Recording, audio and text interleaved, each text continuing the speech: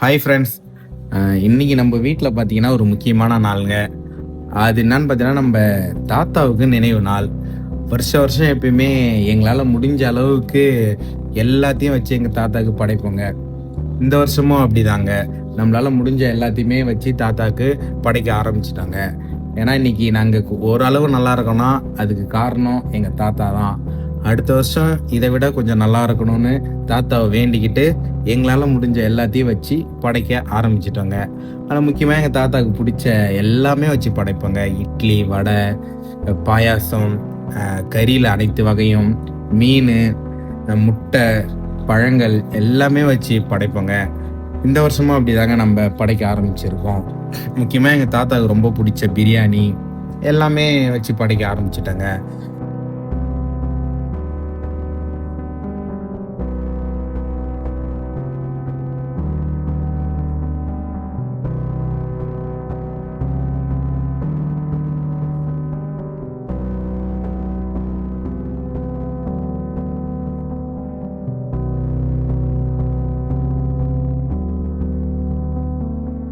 எல்லாத்தையும் வச்சுட்டு மெழுகுவத்தி கொளுத்தி வத்தி ஏற்றி தாத்தாவை கும்பிட ஆரம்பிச்சாச்சுங்க.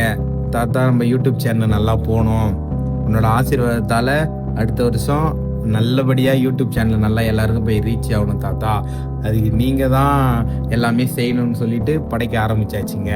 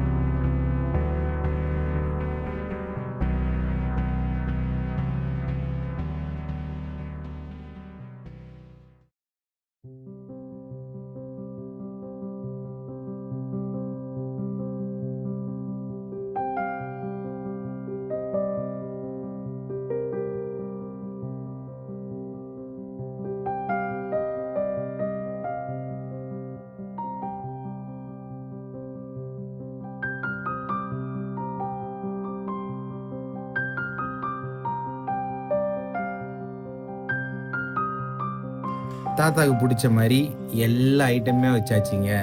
வச்சுட்டு நம்மளும் சாப்பிட ஆரம்பிச்சாச்சுங்க. அம்மா சொல்லுவாங்க, அடிக்கடி சொல்லுவாங்க ஃப்ரெண்ட்ஸ், தாத்தா எப்பயுமே உன் மேலே தாண்டா பாசமாக இருப்பார், அதனால் நீ படைச்சாதான் தாத்தாவுக்கு ரொம்ப பிடிக்கும்னு சொல்லிட்டு சொல்லுவாங்க. அதனால் எல்லாத்தையும் தாத்தாவுக்கு பிடிச்ச எல்லாத்தையும் நம்ம சாப்பிட ஆரம்பிச்சாச்சு ஃப்ரெண்ட்ஸ். அப்புறமா தான் லாஸ்ட்டாக பிகில் வந்து ஜாயின் பண்ணார். பிகிலையும் நல்லா வேண்டிக்கிறான், நல்லா படிக்கணும்னு சொல்லிட்டு பிகிலும் சாப்பிட ஆரம்பிச்சிட்டார் ஃப்ரெண்ட்ஸ். நம்மளும் தாத்தாவுக்கு பிடிச்ச மாதிரி எல்லாத்தையும் படைச்சி சாப்பிட்டு முடிச்சு தாத்தாவோட ஆசீர்வாதத்தை வாங்கியாச்சு.